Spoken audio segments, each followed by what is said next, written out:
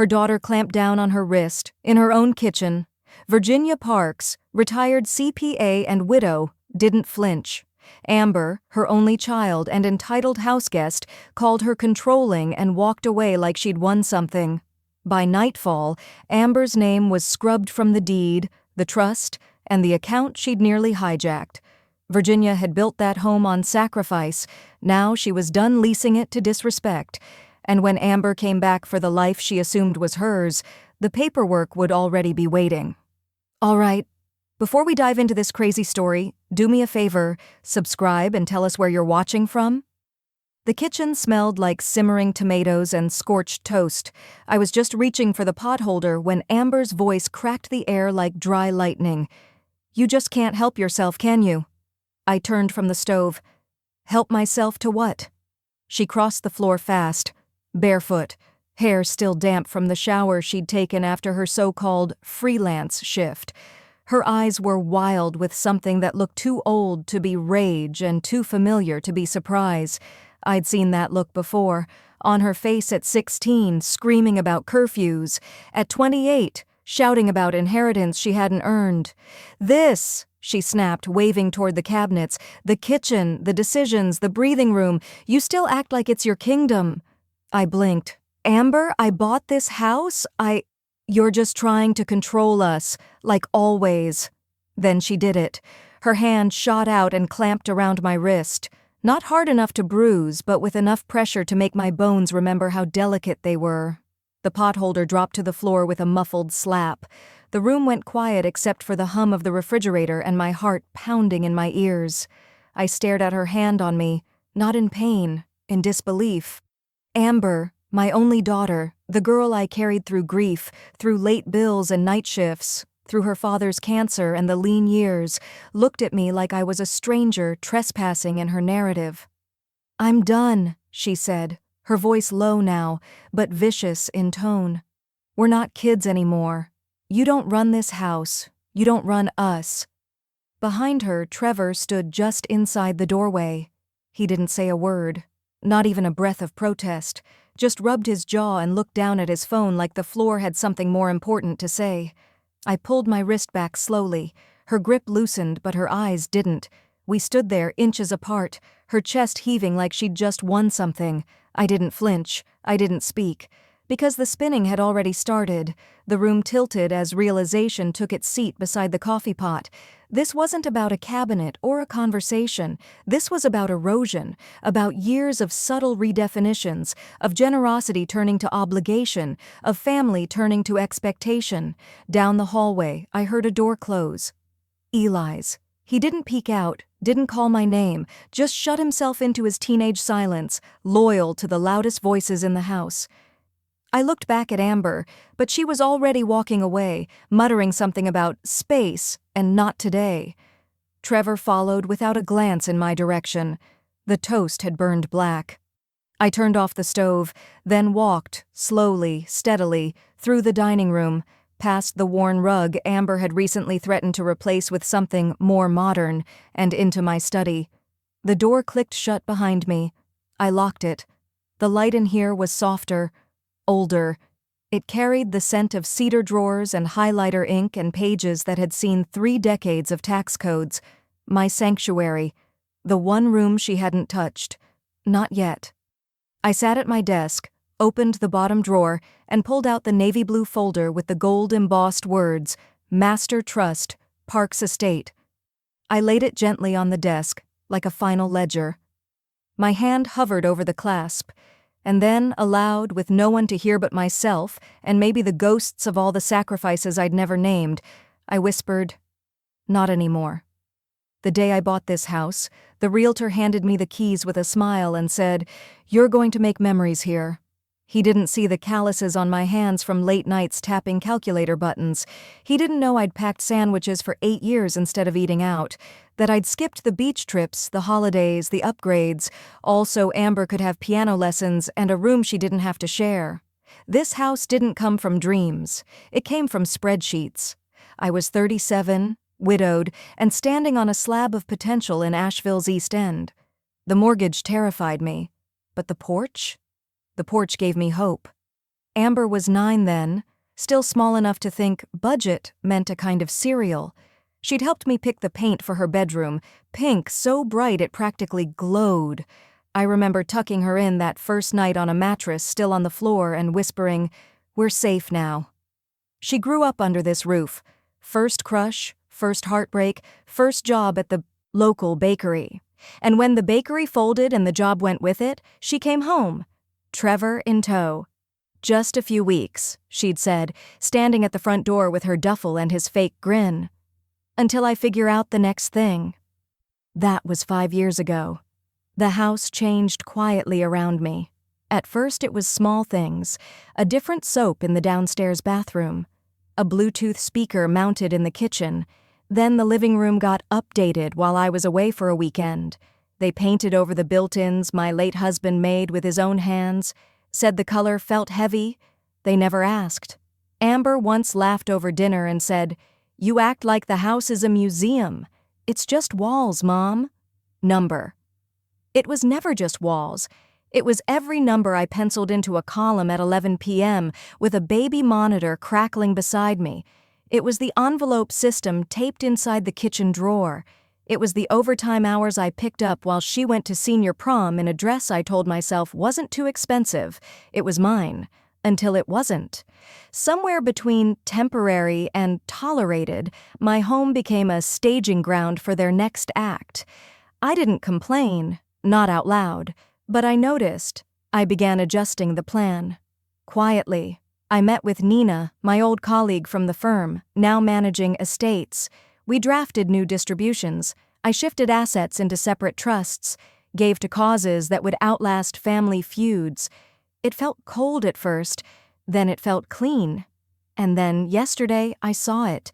A small envelope tucked between 2 utility bills, a bank notice, notification of attempted access, joint investment portfolio, Parks Longview account. I sat down on the edge of my bed, the envelope trembling in my hands. I hadn't added Amber to that account, not even close. But the system flagged her name, an access attempt from a different device, different city. Sloppy, desperate, or maybe confident. Entitled enough to think it would go through. The bed creaked beneath me, the same one I'd once rocked a toddler to sleep on during thunderstorm nights. The carpet was still worn where Amber used to drag her backpack down the hall after school. But the woman who'd tried to reach into my accounts now? She didn't live here. Not anymore. My fingers hovered over the keyboard, the cursor blinking like a metronome of dread on the screen. I opened the folders, digital and physical, layer by layer. Bank statements, tax records, trust disbursements, automatic drafts. I hadn't done a full audit of my personal accounts in months. I'd always been sharp, diligent. That was my thing. People trusted me with their numbers because I never let emotion bleed into math. But when the person exploiting you calls you mom, the lines blur. That's the trick. It started with a school form. A PDF labeled St. Charles Financial Aid application, a scanned copy sitting in the recycle bin on our shared household desktop. I wouldn't have noticed it if I hadn't been searching for my own printer files. Amber had filled it out. And in the parent income section, under co-residing relative with financial resources, she'd entered my name, my full income, my social security number. No request, no heads up, just assumption. I dug deeper. My retirement address had been listed as the primary residence for a lease agreement, Trevor's name attached to a used Ford Explorer they'd picked up last winter. I'd assumed they'd financed it modestly. Apparently not. My address had qualified them for a lower insurance rate under a policy tied to senior homeowner stability. I hadn't co-signed a thing, but my zip code was carrying their debt like a silent mule. I stood up from the chair and paced the room, palms slick. The window overlooked the driveway where that Explorer now sat, parked in my spot like a throne someone else had claimed. I checked the pay stubs Amber had casually left on the kitchen counter weeks ago. Gig work, inconsistent. But Trevor? I found nothing recent. Not a stub, not a deposit trail. Just a few vague references to consulting work and slow clients. I grabbed my phone and called Nina. She picked up on the second ring. "Ginny? I need you to meet me," I said. "Now, and bring your audit gloves." We met at her office near downtown Asheville, the one tucked behind the bakery that used to sell real butter croissants before gentrification turned everything gluten-free and flavorless. She pulled her glasses down as I unloaded my binder. "Start at the beginning," she said. I did. Page by page. Amber's quiet siphoning. Trevor's disappearing job. The subtle paperwork trail that used me as a financial ghost, present in numbers, absent in dignity. By the end, Nina leaned back, jaw tight. "They're banking on your guilt," she said, "not your memory." That line sank like a hook behind my ribs. "I thought maybe I was being paranoid." She shook her head. "You were being groomed. There's a difference." We spent the next hour combing through shared accounts. Amber's name appeared in secondary contact fields, on 2 old investment platforms, not authorized, but there, tucked under Update Preferences. Trevor's IP address had accessed one of my tax documents 3 months ago. "They've been planning something," Nina muttered, positioning themselves, quietly. I opened my laptop. One account in particular, Park's Household Reserve, was the kind they never noticed. Not flashy, not titled, obviously. I had added Amber as a contingency beneficiary 10 years ago. She must have assumed that meant access. It didn't, not yet. I hovered over the user list. Amber Parks, listed under. Pending beneficiary, Trevor Parks, listed under. No access granted, I clicked. A warning box appeared. Revoke access. "Are you sure?" I didn't hesitate. Yes. No greeting when I came down to the kitchen. No reply when I said good morning. Just the rhythmic slam of cabinet doors, as if the wood had wronged her. Amber moved like a ghost with grudges, silent but jarring. Her mouth pressed in a permanent line. When we passed in the hallway, her eyes skimmed me like I wasn't worth the full glance. Trevor picked up the tempo. He started adjusting things. My pill organizer, always kept in the top right drawer of the kitchen island, migrated to the laundry room shelf. The first time it happened, I thought maybe I had forgotten. The second time, I knew better. "Did you move my meds?" I asked, leaning on the counter, careful not to sound accusatory. "Huh? Oh, maybe I cleaned and forgot to put them back," he said, not looking up from his phone. There was no cleaning. I didn't push, just filed it away. Eli followed suit, as teenagers do, mimicking the energy of the room like a thermostat set to resentment. He no longer looked up from his video games when I said his name. When I offered to help with his math homework, he muttered, "I'm not 6. I stopped offering. The walls of my house didn't echo anymore. They held tension like old insulation, hot, cramped, and itchy to breathe around. That night, after everyone went to bed, I sat in my study and opened my laptop. The screen's glow lit up my face, reflected back the lines that hadn't been there 5 years ago, lines drawn not just by age, but by living like a stranger in my own home. I clicked open a blank video file. "April 17th, I said. 10:43 p.m. The camera steadied on my face. "I'm starting this record because I need something real, something outside of gaslight and guilt. Amber has stopped speaking to me. Trevor moved my medication twice. Eli won't make eye contact. I haven't raised my voice. I haven't accused. But they are burning the air around me, one small fire at a time." I paused, swallowed, and I'm done playing the ember. Click. That was the first file. There would be more. Nina called me the next morning. "I want you to meet someone," she said. "She specializes in estate litigation, elder coercion cases." "Is that what this is?" I asked, voice too soft to carry the weight behind it. "I've seen it before. They'll call it concern. They'll call it care. But it's erosion. One chipped boundary at a time." I agreed to the meeting. Her name was Lillian Kemp. Sharp eyes, firm handshake, and a folder full of precedent cases that could turn my quiet suffering into something legally actionable. "Have you considered rewriting your trust entirely?" she asked after an hour of reviewing documents. "I have," I said, "but now I'm considering something more enduring." We talked strategy.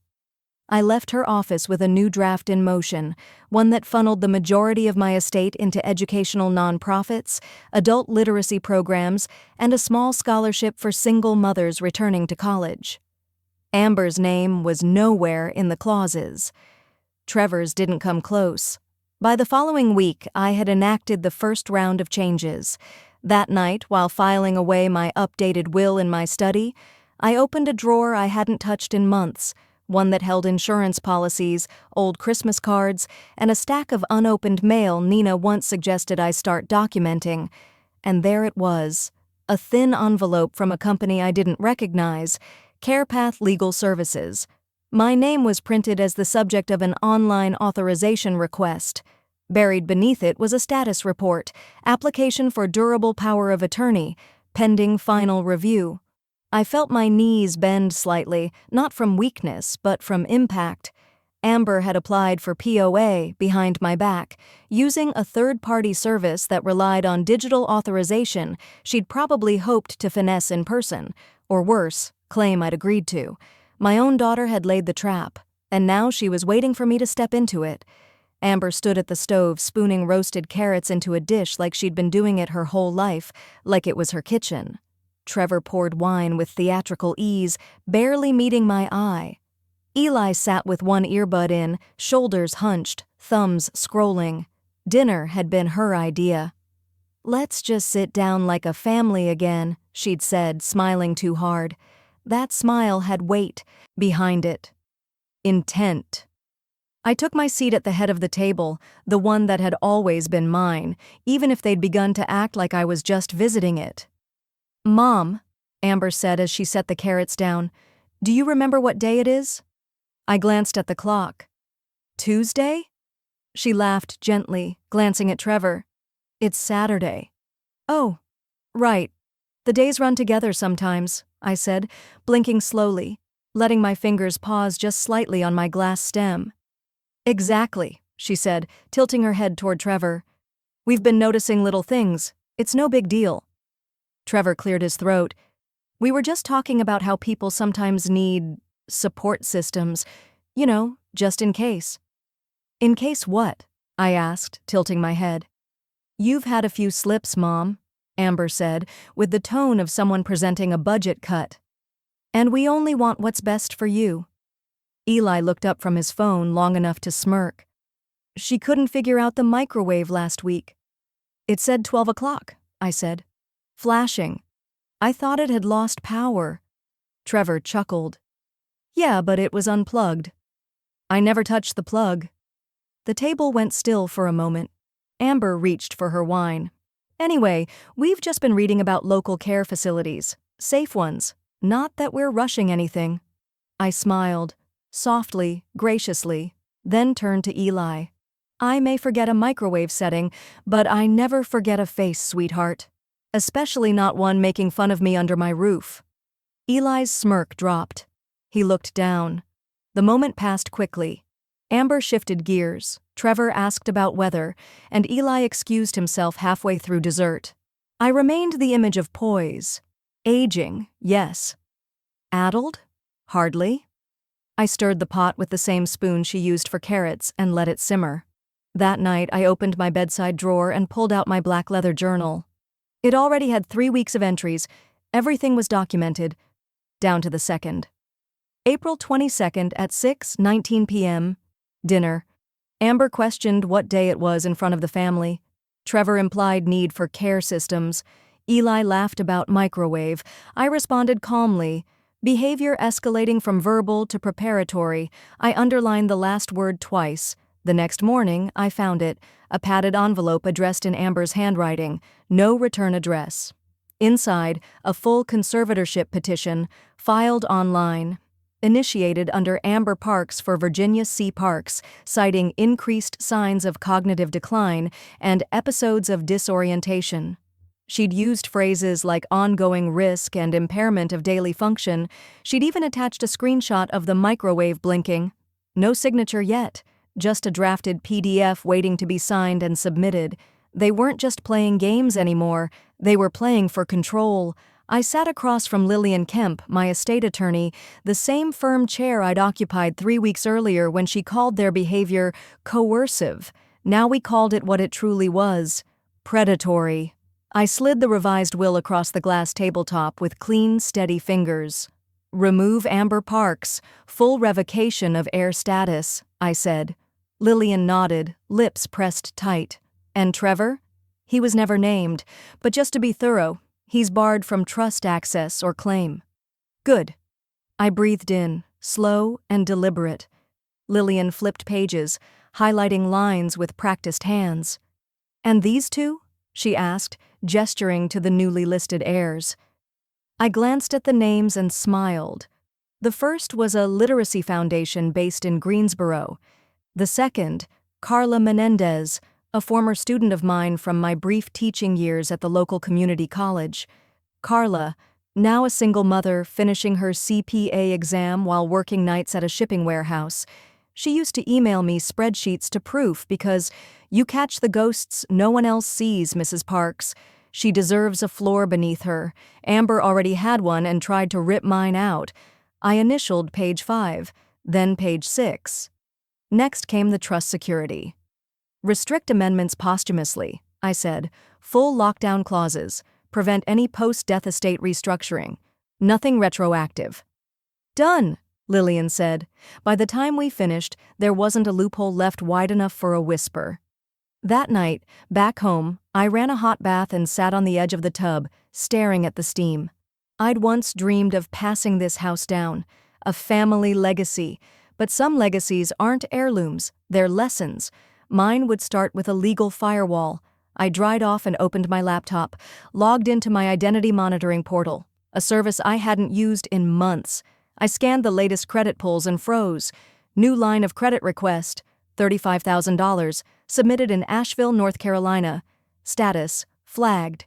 I clicked open the PDF. It was Trevor's name, but my ZIP code. The loan application listed my address as the business anchor. Reason for denial, mismatched tax ID. They were getting careless or confident. Either way, they were playing with matches in a house they didn't own. The next morning, I called Nina. "Time to close." "The loop," I said. She arranged a notary. By noon, I had signed an affidavit, 4 pages outlining incidents, the medication moves, the conservatorship draft, the falsified documents, the financial redirections. It was dated, stamped, scanned, and uploaded to the encrypted drive she maintained for clients under duress. Then we fortified everything. Every account now had 2-factor authentication, voice ID, biometric backup. My face and fingerprint were now the only keys. Amber's old linked email, deleted. Trevor's number, which once got alerts for my tax statements, removed. It was done. I returned home before dinner. The house was still. Amber was upstairs. Trevor was watching some show with the volume low. Eli wasn't visible. I walked to my study to file the final copies, and that's when I heard it. Amber. In the hallway. On the phone. Her voice was low, tight. "Yeah, the POA almost went through, but she's getting suspicious. Once we have it all, we can leave. Nashville's cheaper anyway." A pause. A small laugh. "She won't fight. She's too tired. Just a few more weeks." I didn't breathe. I didn't blink. I just backed into the study, closed the door quietly, and whispered to myself, "That was your last miscalculation." Brunch was Amber's idea, which is how I knew I had her exactly where I wanted her. She picked a cafe downtown with craft lattes and overpriced avocado toast, the kind of place people go to curate a version of their lives they don't live at home. I arrived early, already playing the role, slightly tired, slightly confused, clutching my purse a little too tightly. Amber swept in 10 minutes late, wearing a coral blazer I hadn't seen before. Likely new. Likely mine. "Mom," she said brightly, as if the conservatorship draft she'd filed behind my back had been a silly misunderstanding. "You look good today," I smiled. "Well, I had a good sleep. I always think more clearly after rest." She visibly relaxed. That was her tell. She needed me soft. We ordered. I let her talk. Small talk bled into veiled probing. "So, Any thoughts on the POA stuff? I mean, I know it felt rushed, but it's really just a safety net. I blinked twice, slow and deliberate. I think we can revisit it after tax season. That pleased her. She launched into a rant about Eli's tutor and Trevor's job transitioning again, and how she needed clarity in the estate if anything happened. I nodded sympathetically. I even took a small note on a napkin. What I didn't say, the forensic accountant had already finished his review. Nina had connected me with him last week. Gregory Cho, meticulous, discreet. I'd handed over everything: statements, shared credit cards, asset logs. He spent 4 days combing records. They were $84,329 in debt, credit lines across 3 banks, a delinquent student loan in Trevor's name, 4 maxed-out cards, and a high-interest personal loan taken out against Amber's online business, one that hadn't generated a cent in 6 months. All of it riding on the assumption I wouldn't live long enough or wouldn't be lucid enough to stop them from cashing out. I canceled my life insurance policy that same afternoon. Amber had been the beneficiary. Not anymore. The funds were reabsorbed and quietly routed to the Trust for the Literacy Foundation. She didn't know it yet, but I'd also begun liquidating the Parks Group, an old shell corporation I'd created during my early CPA years. It had sat dormant for decades, quietly accruing dividends off a legacy client index. No one knew about it, not even Amber. The funds, 6 figures, were already on their way to Carla Menendez's education foundation, earmarked for low-income returning adult students. The legacy would live. It just wouldn't wear my last name. After brunch, Amber offered to walk me back to my car. She looped her arm through mine and squeezed. "You know I just want to take care of you," she said softly. I nodded. I believe that. But as I climbed into the driver's seat and shut the door, my hand trembled. Not with fear, but with fury barely contained. I knew what she'd been doing, what she was still doing. That night, I tested a theory. I mailed myself a decoy letter, an envelope labeled "Important Pension Notification," sent to my own address via certified mail with tracking. It never arrived. 3 days passed. 4. Then, by accident, or fate, I caught her. She didn't know I was behind her in the hall when she slipped something into her purse. Something white, sealed, stamped. It was the envelope. Later, in the trash under her bathroom sink, I found the torn outer sleeve, the barcode from the tracking slip. I felt cold, but clear. She hadn't just tried to control the future. She'd been pilfering the present, one sealed envelope at a time. They weren't going to burn down the legacy. I'd already flipped the ledger. The decoy envelope was cream-colored, thick stock, and heavier than it needed to be, just enough to look like it contained the kind of paperwork that could change a life. I addressed it from a fake law office, used certified tracking, and mailed it to myself. 3 days later, the dashboard read, "Delivered, 11:42 a.m." I was home when it arrived, and yet the mailbox was empty. I stood there for a full minute, fingers brushing the cool metal lip of the box, willing something to appear. My pulse throbbed against the silver flag. That was confirmation. It wasn't a mailman's error or a misdelivery. Someone in this house was plucking my life out of the mailbox before I could see it, one envelope at a time. I installed a motion-sensitive camera the same night. Not a big one, a repurposed wildlife cam hidden inside the hollowed-out base of my potted rosemary plant by the porch. It had night vision, time stamping, and uploaded to a secure cloud. I tested the angle 3 times. No one noticed. 2 mornings later, it caught her. Amber walked out just past 7 a.m., robe cinched tight, coffee in hand. She moved to the mailbox like she was watering plants, casual, practiced, entitled. She opened it, looked both ways, slipped her hand in. She pulled out the envelope. My envelope. Then she tucked it under her arm like a Sunday flyer and walked back into the house, sipping her coffee. The timestamp blinked. 7:14 a.m. I didn't cry. I didn't gasp. I downloaded the footage. I saved it to 3 drives. And then I called Nina. It's time, I said. We go nuclear. She didn't flinch. I've already got Lillian lined up. The extraction was scheduled in under 36 hours. Nina and Lillian worked like clockwork, closing old accounts, redirecting residual assets, migrating property rights and insurance policies into a new trust with a sealed naming clause. The new entity, Parks Literacy Legacy Trust, listed no familial beneficiaries, just organizations, recipients with missions, not motives. I transferred everything: retirement accounts, investment portfolios, the last remaining balance from my old consulting days. Even the house title was temporarily secured under legal holding until the full eviction process could begin. That evening, Trevor knocked gently on my study door. "Hey, Virginia," he said, a little too sweet. "Amber and I were thinking, maybe it's time for a family meeting?" I stared at him, blank-faced. "Of course," I said. "Tomorrow night." He smiled, relieved, like he'd just avoided something catastrophic. He had no idea.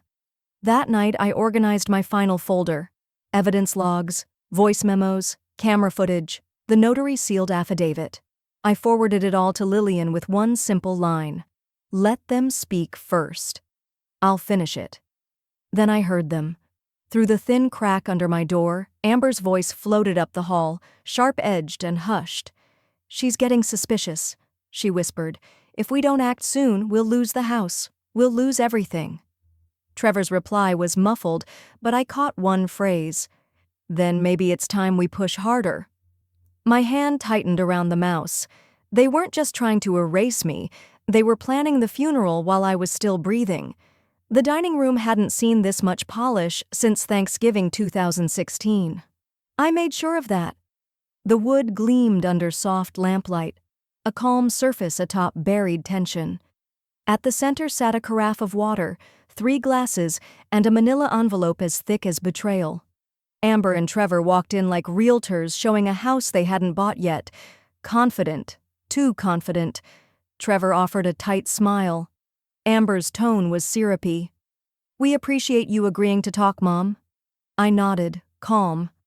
"Of course. Families should always be transparent."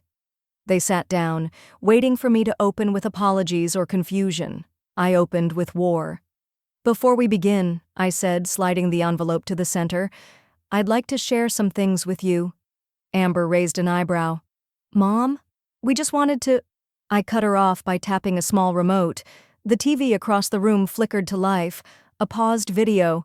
The thumbnail showed Amber in her robe at the mailbox. I pressed play. Amber's face didn't move, but her body did, frozen with tension. The video showed her removing the envelope, glancing around, and walking back inside like it was nothing more than recycling. Trevor blinked. "What is that?"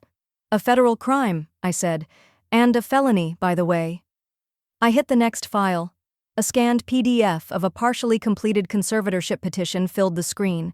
Amber's name, her signature, a list of observed decline. "I never signed this," I said evenly. "But I recognize the email it was filed from. Your second Gmail. You reused an old password." Trevor looked at Amber. She looked back, daggers and desperation swimming under her lashes. I was just exploring options," she said, voice tightening. "You've been so forgetful, and I was trying to—" "Protect me," I said. "By stealing my mail, submitting for legal control behind my back, and trying to reroute my estate like a freight package?" Trevor stood. "Okay, this is going too far." "Sit," I said, sharply. My voice snapped the room like a cracked plate. He sat. "I have recorded audio, footage, notarized affidavits, a sealed trust, a forensic audit of your debt, a police report, filed but not yet pursued." Amber's voice dropped into something darker. "You'd do this to your own daughter?" "No," I said. "You did this to my daughter. I'm just giving it back." A silence ballooned in the room. You could hear the clock in the next hallway ticking. Then Eli appeared. He didn't enter. He just hovered in the hallway behind the archway, arms crossed, jaw tight. He'd heard it all. Amber saw him too late. "I did this for you," she snapped, rising. "All of this, so we could finally get what we deserve. She never trusted us." I stood. No, Amber, you never earned trust. You demanded it like a tax. Trevor's voice cracked. We were desperate. And that desperation made you dangerous, I said. So here's where it ends. From the envelope, I pulled 2 sets of papers, thick, stamped, and legally binding. Effective immediately, I said, handing one to each of them. You are no longer authorized to live in this house. You have 14 days to vacate, per civil eviction code. My attorney has already filed. These are formal copies. Amber stared down at the paper like it was on fire. Her hands trembled. You're evicting us? She whispered. Number, I'm freeing myself. Trevor sat back like his spine had given out. Amber looked to Eli, searching for backup, but the boy stepped back, further into the hallway, silent. You're no longer my dependents, I said, turning toward the door. You're my liabilities. Amber's scream echoed through the hallway like a kettle left too long on the burner. You can't do this. This is abuse of power. I stood still at the dining room threshold, feet planted like roots in hardwood. My voice was calm, the kind you learn from reading court transcripts and balancing spreadsheets for men who wanted to hide their failures. I own the home, I said slowly. You are guests. Now you are not. Trevor blinked hard, like he'd just come out of anesthesia. His face paled, and his hands rose in slow surrender. Virginia, come on, he said, voice cracking. Let's talk this out. No need to. This can't be legal.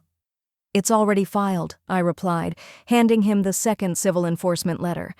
Stamped, certified. Process server delivered the first copies while you were watching Netflix. Amber let out a short, bitter laugh and pointed at me with the tip of the envelope.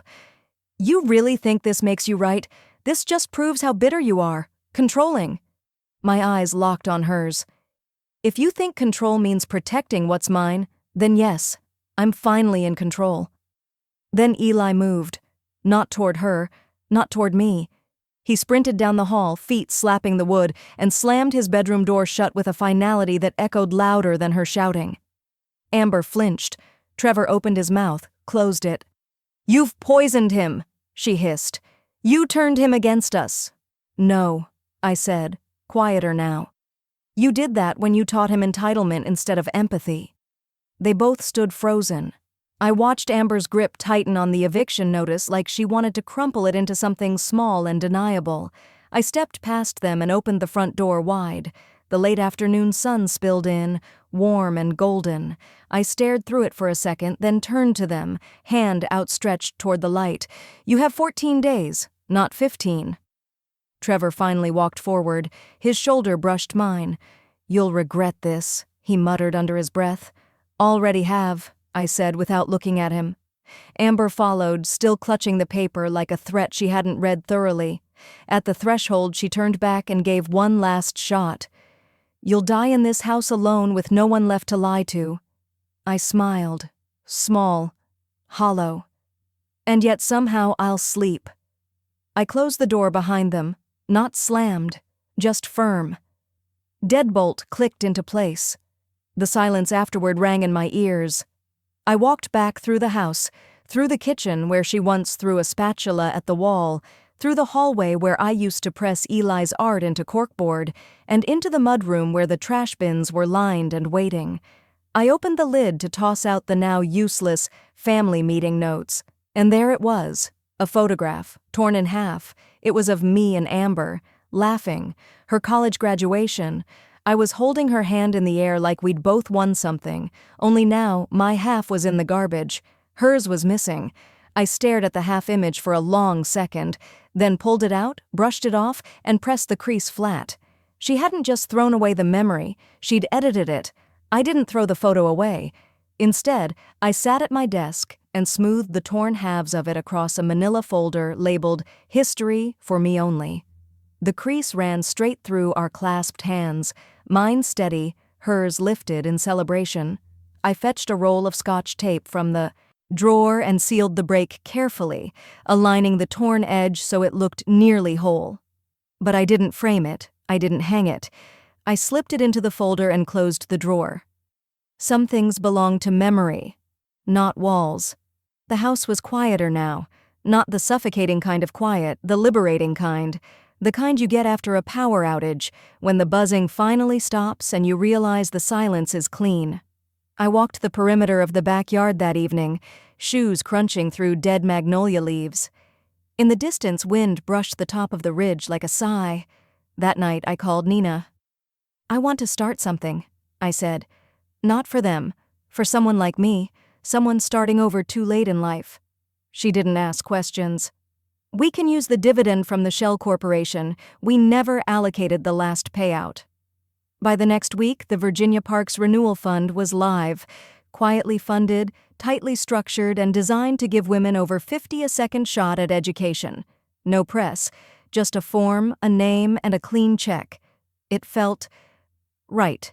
Then I sold the mountain parcel, acreage I'd held for years, just in case. Amber always assumed it was for her. It wasn't.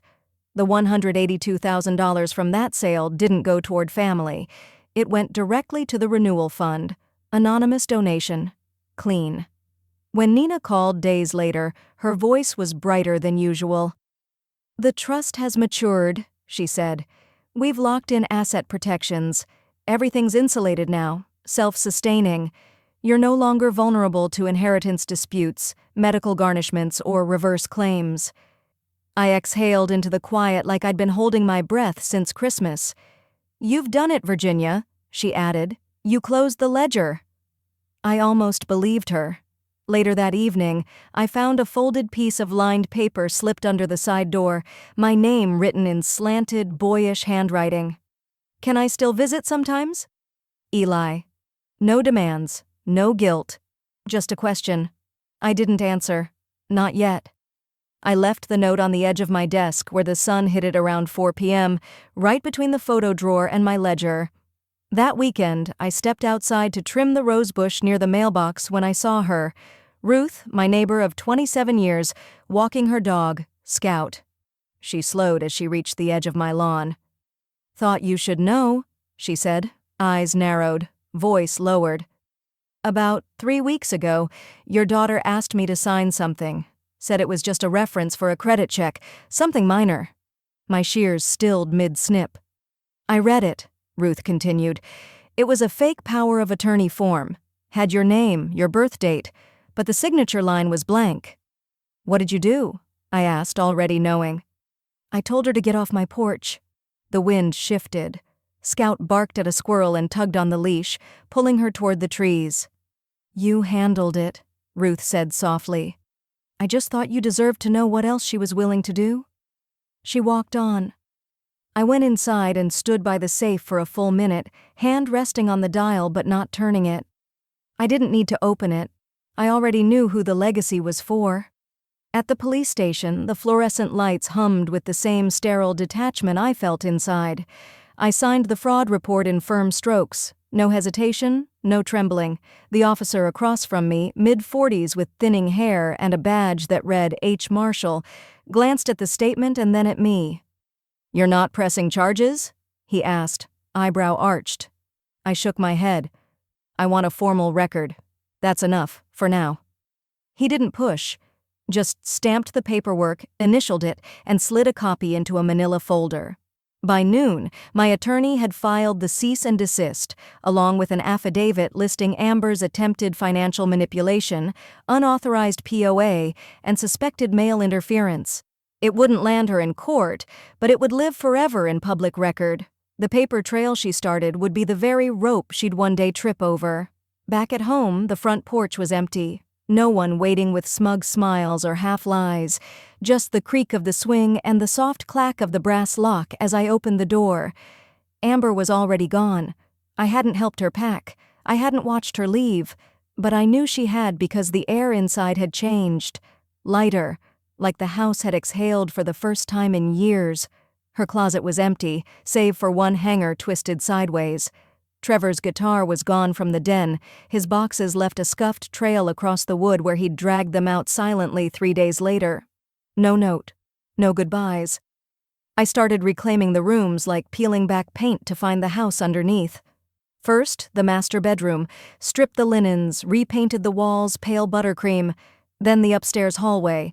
took down the abstract canvas Amber had hung without asking, and replaced it with a framed map of Asheville from 1983, the year I bought this house with cash and tenacity. In the guest room, I threw away her old vision board still tacked behind the door. On E-square read in blocky Sharpie, "Full financial independence, inheritance optional." I laughed. Once. Then I painted the room sage green, slow and steady, like brushing out ghosts. I changed the locks last, swapping each deadbolt with a click and a twist, methodical and quiet. It felt like final punctuation on a story no one else would read but me. My voice, once tight and clenched, came back slowly in conversations. First with Nina, then with Susan down the road. I started holding eye contact longer. I stopped apologizing when someone bumped into me at the grocery store. The silence in the house wasn't empty now. It was earned. Eli's note still sat on the corner of my desk. I hadn't written back. Not yet. But I moved it once, to dust underneath it, and smoothed the fold where it had begun to curl. That was something. Then, one afternoon, just as the sun dipped below the ridge and poured gold through the kitchen blinds, the phone rang. Nina's voice, crisp and alert, came through the receiver. "You sitting down?" "Should I be?" The local press is doing a feature on elder estate manipulation, quiet cases with big lessons. They want your story, anonymous of course. Just facts, no faces. You in? I looked at the hallway, at the empty nail where Amber's decorative mirror had hung. Then I glanced at my calendar, blank, except for one note I'd written weeks ago in the margin. "You were never weak, just waiting." I had Nina call them back and insist it be fixed in the proof, even if my face wouldn't appear, and the quotes were anonymous. It mattered. Names always matter when you've spent a lifetime signing away things that should have been yours to keep. The story ran the following week. The Invisible Ledger, How One Widow Reclaimed Her Voice from Financial Abuse. The responses came in slowly. A handwritten letter left at the post office drop. A voicemail from a local librarian, an email from a woman in Wilmington whose daughter forged her name on a reverse mortgage. Turns out I wasn't alone. I didn't want to hide in the margins anymore, so when Nina forwarded me a flyer for a legal seminar at the county courthouse titled "Protecting Your Golden Years, Estate Autonomy and Emotional Defense," I RSVP'd. They gave us cheap coffee and cheaper chairs, but the air was electric.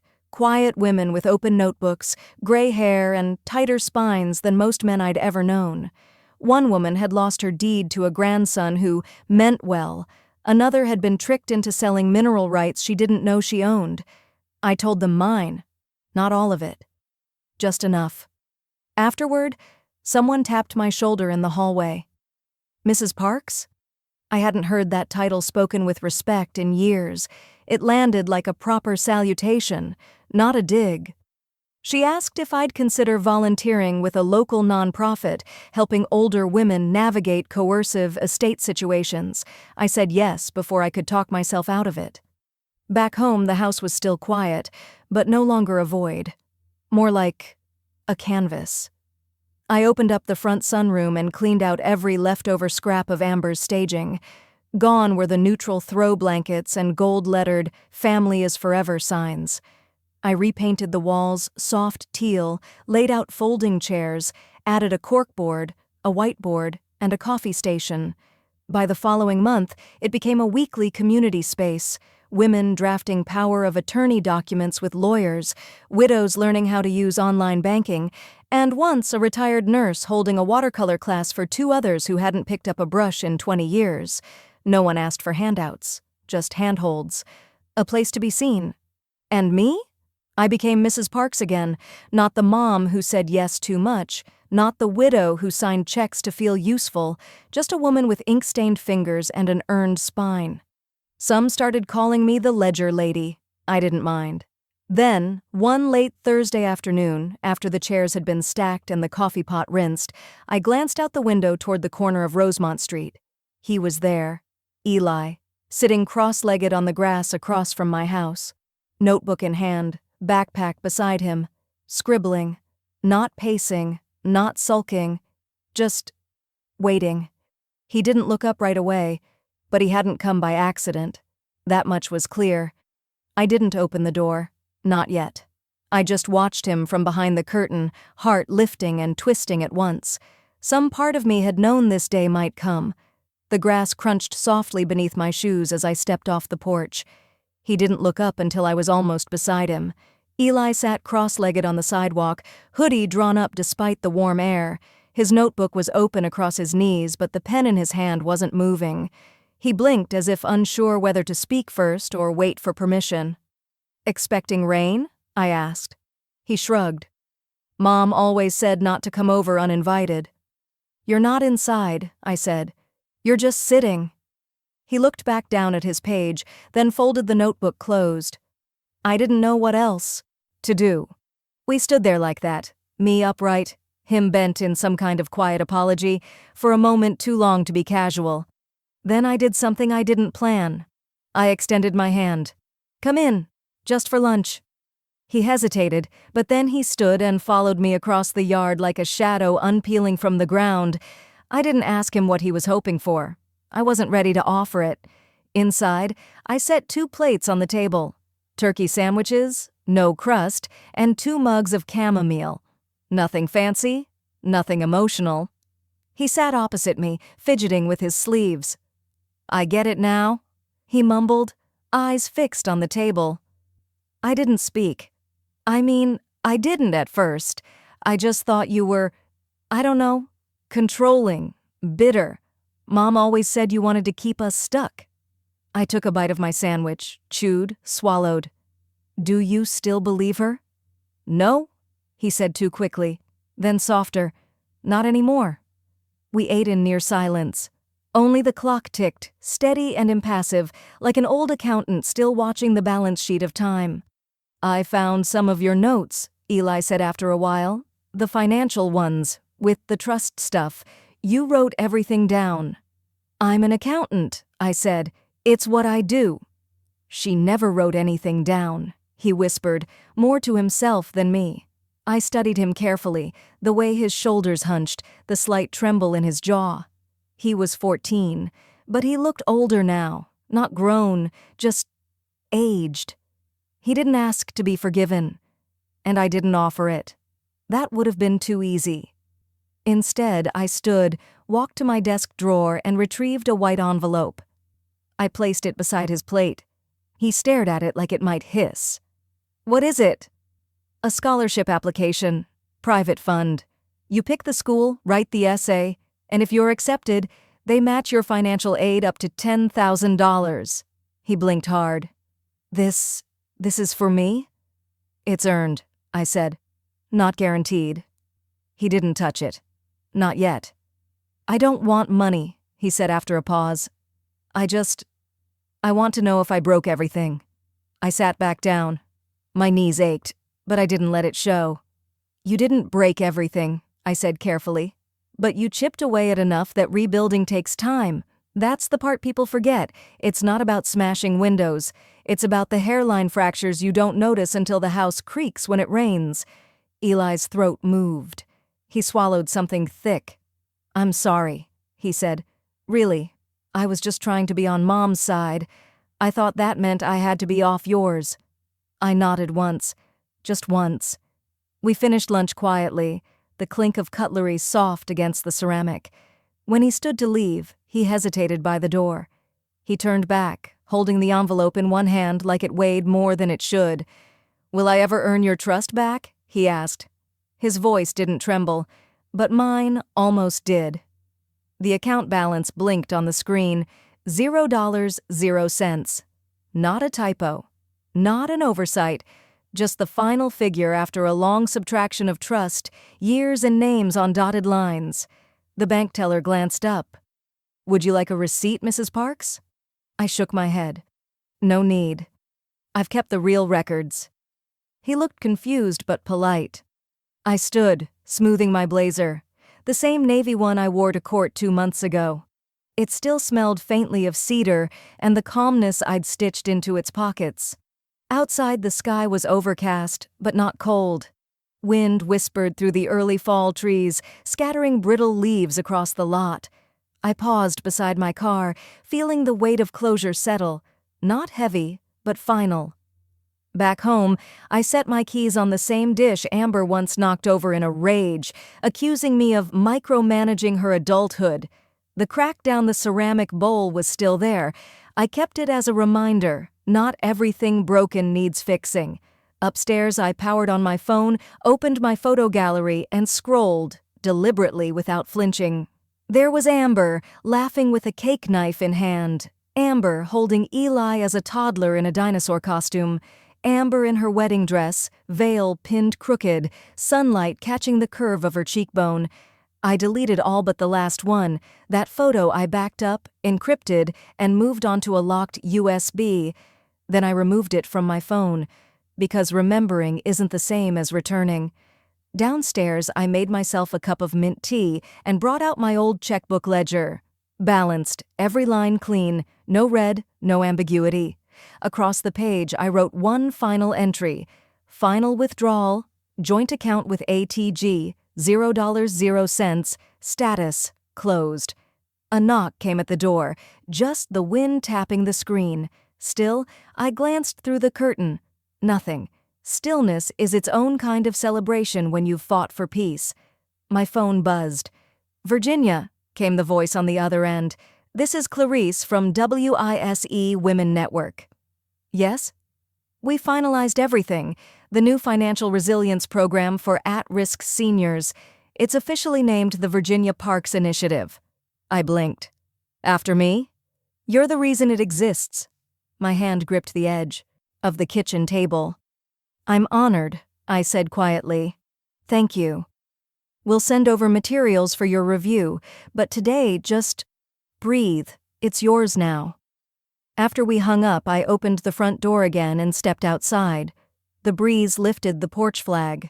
It flapped, not loud, not boastful, just present. I looked across the yard at the maple tree Amber once threatened to cut down because its roots were messing with the walkway. It stood strong, rooted, steady, unapologetic. Good. I stepped off the porch and walked to the edge of the grass, where the sidewalk met the world. Then I turned and looked back at the house. The door, the very same one Amber slammed on her way out. I ran my fingertips along its smooth edge. It didn't hum with anger anymore. It was just wood, painted, hinged, closed. "Goodbye, child," I whispered, not bitter, not broken, just done. Then I turned, walked back inside, and didn't look back. Some things you let go of. Some things you take back. Me? I did both.